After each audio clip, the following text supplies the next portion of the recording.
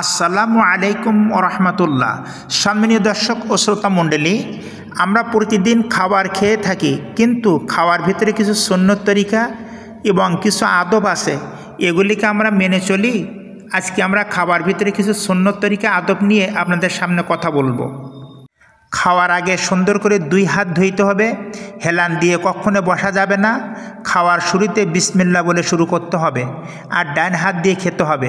নিজের প্লেটের দিকে তাকিয়ে খেতে হবে। ছোট ছোট লোকমা নিতে হবে।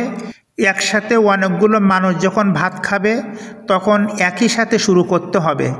আর খাবারের কোনো দোষ ত্রুটি ধরা যাবে না, অপচয় করা যাবে না। প্লেটটা সুন্দর করে পরিষ্কার করে খেতে হবে। অনেক সময় হাতের আঙ্গুলে কিছু ভাত লেগে থাকতে পারে, জানি না কোন ভাতের ভিতর বরকত আছে, এজন্য এগুলি সুন্দর করে চেটে খেতে হবে। পরিবারের সমস্ত সদস্য একই সাথে খাওয়াটাই সুন্নাত। রাসূলুল্লাহ সাল্লাল্লাহু আলাইহি ওয়াসাল্লাম এমনটি করতেন এবং এর ভিতরে অনেক বরকত নিহিত আছে।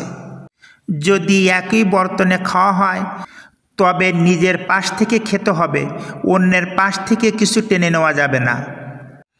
আর খাওয়ারের দিকে তাকিয়ে ফাঁকে ফাঁকে আল্লাহ তাআলার শুকরিয়া আদায় করতে হবে যে মহান আল্লাহ তাআলা সুন্দর করে আমাদের জন্য রিজিকের ব্যবস্থা করেছেন, আর আমরা সেই রিজিক সুন্দরভাবে সুস্বাদু রূপে আমরা খাচ্ছি। চেষ্টা করতে হবে খাওয়ার সময় অযথা কথা না বলার জন্য। কোথাও কোনো মেহমান হয়ে গেলে মেজবানদের কাছে শোনা যাবে না খাবার আর কিছু আছে কিনা, অর্থাৎ আপনার জন্য যতটুকু সামনে নিয়ে আসছে সেটা খেয়ে শুকরিয়া আদায় করতে হবে। অনেকে খাওয়ার সময় জিজ্ঞাসা করে এটা আছে নাকি, ওটা আছে নাকি, একটা কাঁচামরিচ দেওয়া যাবে, একটা পেঁয়াজ দেওয়া যাবে, একটু খিরাই আছে নাকি, একের পর এক শুনতেই থাকে।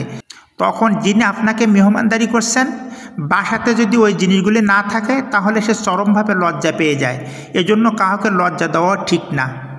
খাওয়ার শেষে আলহামদুলিল্লাহ বলে আল্লাহ তাআলার শুকরিয়া আদায় করতে হবে।